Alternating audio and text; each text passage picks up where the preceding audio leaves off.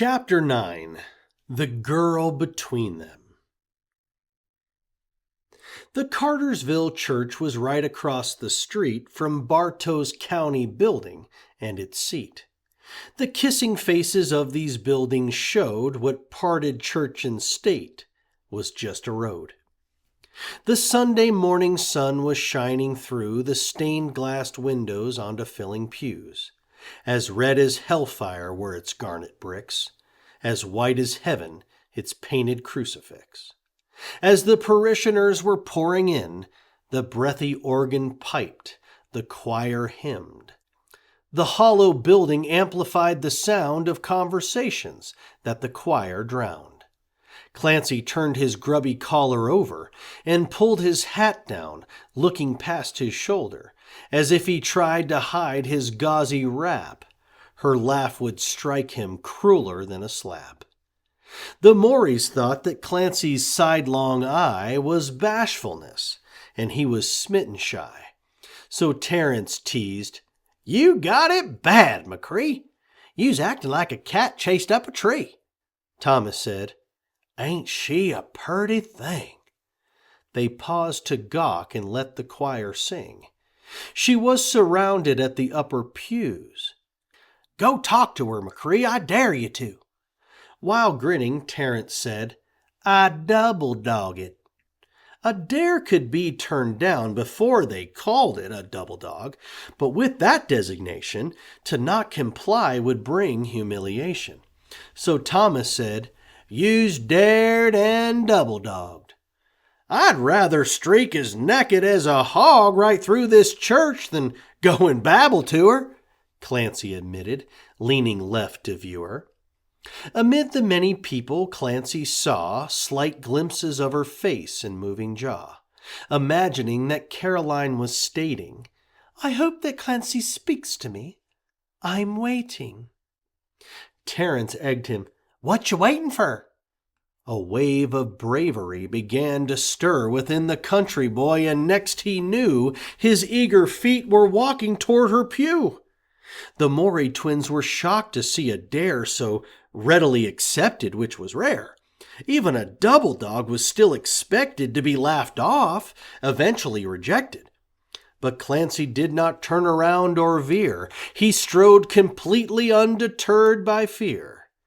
The people Caroline was speaking to were blocked. The shifting bodies veiled his view. The Mory twins could see as plain as day that Caroline was speaking to McShay. So Thomas called to Clancy to abort the dare and turn his ship back to the port. His voice was lost among the crowd and choir. He couldn't help his friend out of the fire. When Clancy got another glimpse of her, the others standing there became a blur. He was a trotting horse with blinders on. She was a ray of light through curtains drawn. He said, "Good morning, miss. You're looking fair." "Pardon? Oh, it's you. Well, hello there. How is the pup? I hope he's not a pain. Where are my manners? I'm sure that you know Blaine." Hearing that name made Clancy writhe as quick as squaring up a toe with an iron pick. Then all at once the blinders were removed, the curtains opened, and everyone was viewed.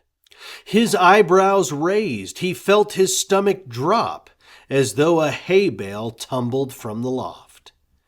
Though Blaine was outraged at the interruption, to win the girl he'd put on a production. He said, "Yes, me and Clance are good old friends. He's poor, you see, and I'm the type that lends." Clancy went along with this charade. "And I lend Blaine a hand when he afraid.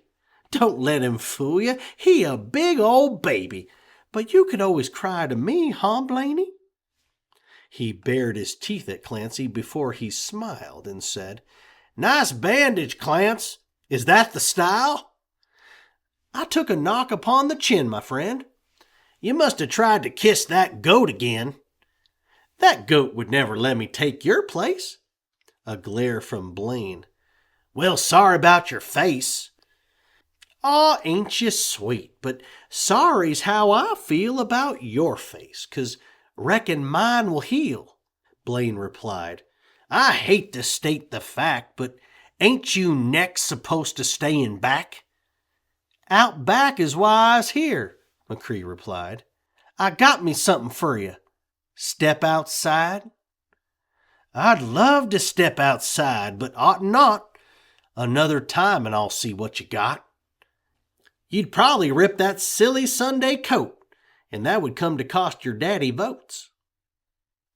Blaine seethed and said, Plus, me and Caroline was busy having a good old time. Excuse us, Junior. Time to run along. About to take our pews and sing a song. The girl assumed that this was simple banter, but to the boys their words were slaps of slander. Whatever hatred there had been before, the girl between them made it all the more. Just then the doc approached and said, Good day, Macree.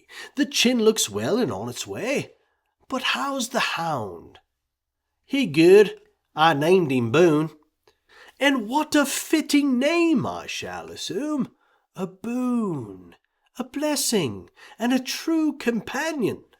A jolly soul, and one who shan't abandon his friend. A loyal one, in times of need. He'll prove to be a boon indeed.